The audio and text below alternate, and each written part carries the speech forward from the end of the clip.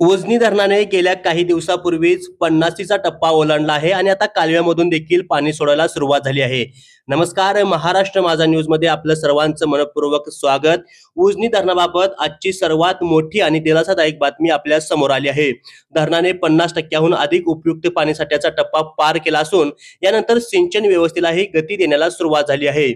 17 जुलै 2026 रोजीची महत्वाची आकडेवारी आपल्या समोर येते. उजनी धरणाची पाणी पातळी 494.540 मीटर इतकी नोंदवण्यात आली आहे. धरणातील एकूण पाणीसाठा 92.7 टीएमसी झाला असून उपयुक्त पाणीसाठा 28.94 टीएमसी म्हणजे 54.3% इतका झाला आहे.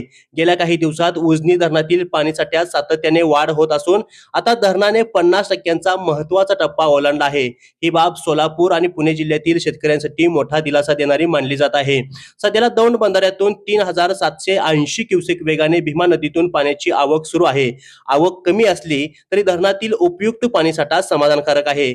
याच पार्श्वभूमीवर आजपासून उजनी धरणाच्या मुख्य कालव्यातून पाण्याचा विसर्ग वाढवण्यात आला आहे.